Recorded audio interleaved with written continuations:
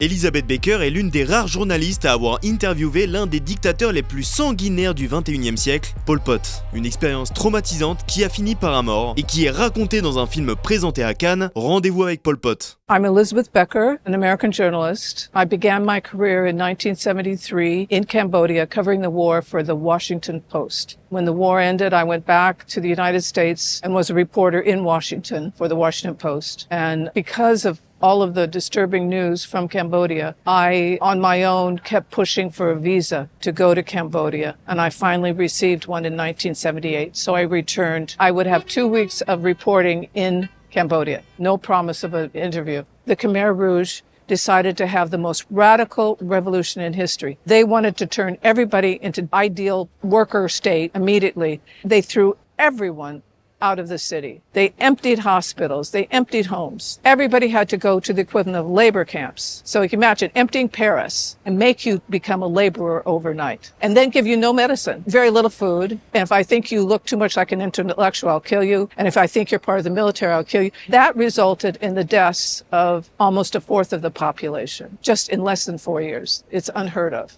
I flew through China, landed in Phnom Penh. We've 2 other foreigners, another American journalist and a British professor. So we arrived and people from the Ministry of Information was waiting for us. And that was the beginning of a 100% propaganda tour. Phnom Penh, which I knew is this lively, wonderful place, even during the war, full of people who, met on the streets, they danced, they sang.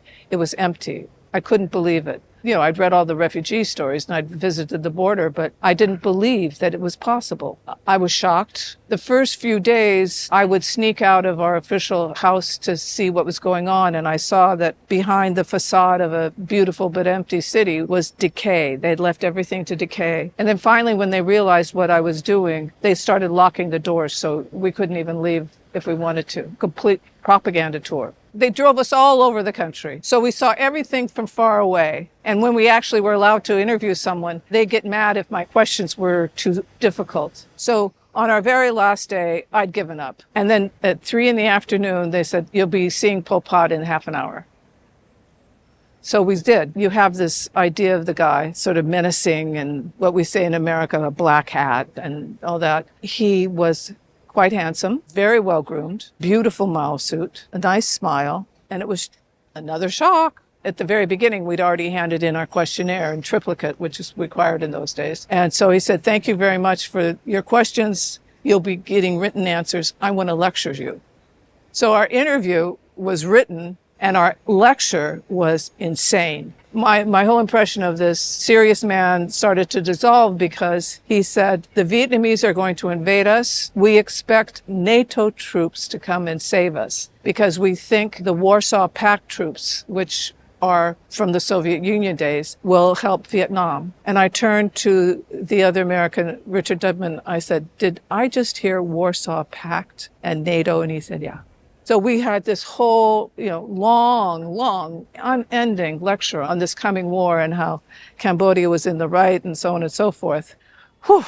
Last day, we packed our bags. We had a meal together. So we said goodnight. Around midnight, an armed assailant came in, a Cambodian, wearing different clothes than I'd seen. He came in. He'd shot the 2 guards guarding us, came in, and then threatened me with his pistol. I ran into my room and hid in the bathtub. He then went upstairs and threatened the American journalist and then went into the bedroom of the British professor and murdered him. I heard all of this. There's nothing I could do. This is a country with no telephones. So for more than 4 hours, there's a fear I've never felt and I hope never will again. And the next day, Vietnam invaded and eventually within 2 weeks threw them out. There's nothing official for these guys, but there's certainly evidence that they accused 2 Cambodians who were working around the house. They accused them of being behind it. And in the last days of the regime, they took them to the torture center, made them sign confessions, and then killed them. Officially, the regime blamed the Vietnamese. It's important now because authoritarianism is on the rise. It's important now because people listen to simple solutions, and they want to believe that overnight you can change. No. If you fall for that, you're going to get some not just extremism, but incompetence. I cannot tell you how incompetent these people are. So I think Rithy's film is especially timely for young people. Don't believe those swan songs. Look at something that makes sense. We all want things to change. We all want things to be better for everyone. This was a liberty for no one. And once you start down that road, it's very hard to change. The beginning of the killing, the beginning of the torture, the beginning of the inhumanity, it kept building and building and building. And the only way it ended was the Vietnamese invasion. Konbini,